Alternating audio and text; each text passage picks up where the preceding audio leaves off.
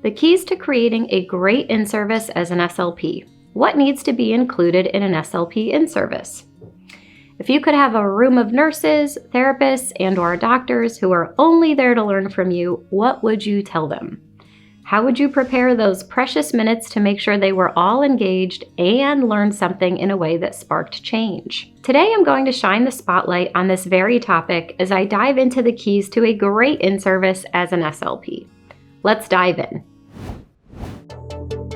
I'm Theresa Richard. I've been a medical speech pathologist for 15 years. I'm a board-certified specialist in swallowing and swallowing disorders. I'm the founder and CEO of the MedSLP Collective and MedSLP Education. Who is your audience? Speak their language. If you're going to provide a riveting in-service to a captive audience, you want to make them easily digestible and fun.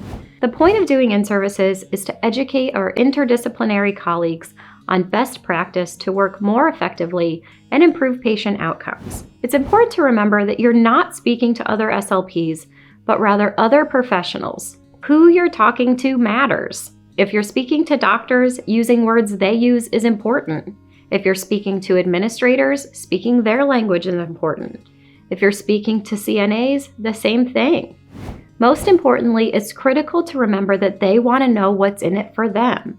Help them help you. Explain what you need from them and how the info you bring helps them, whether it's to save time, save money, improve their patient outcomes. There must be a shared goal in common.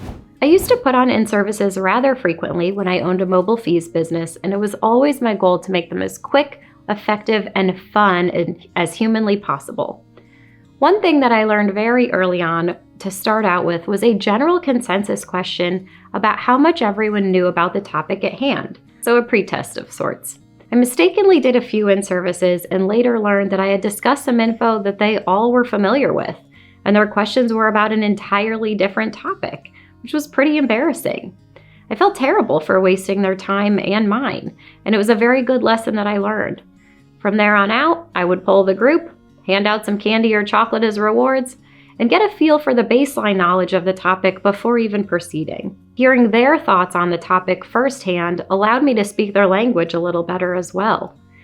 I was able to hear their concerns, whether they were clinical, financial, or time or productivity related.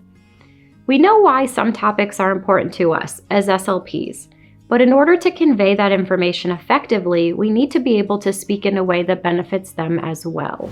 Stay tuned until the end of this video. I'll be sharing a free gift you don't want to miss. And if you're enjoying this video so far, please share with another SLP who you think will find this helpful. Let me know in the comments, what do you include in your in-services? Why or why not? Make it quick and to the point. Anyone that works in any sort of healthcare setting understands the value of time. Everybody wants it and nobody has it. The last thing busy people want to sit through is a long presentation that could have been done in a fraction of the time. Longer most definitely does not mean better, and you'll be more respected if you respect their time. Talk to your colleagues and see what works best for them. Would they rather you do a few different 10-minute presentations or one big one to the whole group? Catch the CNAs on their break or have them all come at an assigned time. Regardless of how you give the in-service, just be respectful of their time. Asking the previously mentioned pretest questions will give you an idea on the amount of knowledge they have on the topic at hand. Knowing this information first and foremost allows you to either back up and start with the basics, or just fill in a few details and send them on their way. You might even swerve completely so that they feel heard and respected. This allows the in-services to be much more effective and fun. I particularly remember one in-service where I was speaking to a group of administrators and DONs, the directors of nursing. The nurses all completely understood the clinical implications of the topic, and the administrators were more concerned with the financials and the long-term impacts. I did my little pretest at the beginning and was really surprised to find that the nurses knew everything about what I was discussing, and the administrators were completely clueless.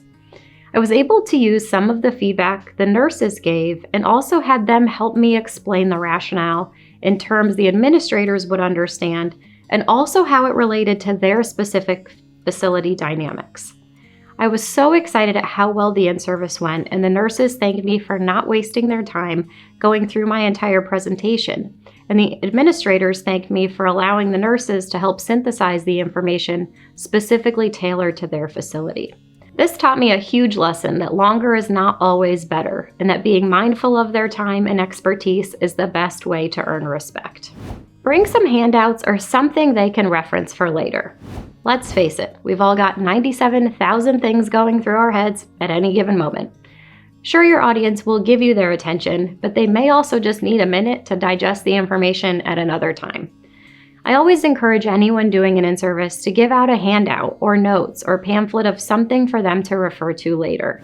It doesn't have to be a fancy PowerPoint, but just something that they can refer back to and a way to contact you if they have any questions. If it's brand new research or data, be sure to add in the citation so that they can check out the articles for themselves. Just because someone is busy and doesn't seem to be engaged during the in-service doesn't mean they don't really want to dive in once they've had a chance to relax and think more about the topic at hand. I gave a presentation to a group of ENTs about the benefits of mobile fees. There were some doctors that were really interested and a few that did not seem even remotely interested. I tried not to read too much into that vibe because, like I said, I know we're all busy and who knows what was going on in their lives that day. I ended up shortening the in-service because I wanted to be respectful of their time, and I gave them the handouts I prepared, and I just said I would leave them with them if they are interested in learning more, and I'm always available if any further questions. I decided about a month later to follow back up and see if they had any questions I could answer. When I walked in the waiting room, they had my handout hanging next to the reception area. I said to the secretary, "That's my handout." She said, "Oh my gosh, Dr. So-and-so has been waiting for you to come back. He just loved your presentation." I was completely shocked because he seemed to be the least interested person while I was there, but nonetheless, the secretary went back and got him, and he said he was wondering when I was coming back, and I gave him so much to consider. He was so grateful that I left the handout with citations, and he realized there was way more for his patients that he could be doing to help with these services. I'll never ever forget that in-service because, like I said, I didn't think he was even remotely interested. But again, he might have just been having a bad day. But I'm just really grateful I continued on with my in-service and left the material for him to ponder when he had a chance. Just goes to show you never know who you could be impacting on any given day. We have an excellent resource that walks you through how to create an in-service that will make you a hero, and I would love to give it to you for free. Make sure to tap the link in the description to claim your free resource, and check out MedSLPcollective.com to receive weekly resources, monthly webinars for ASHA CEUs, and access to a private community of medical SLPs to share your toughest cases and professional development questions.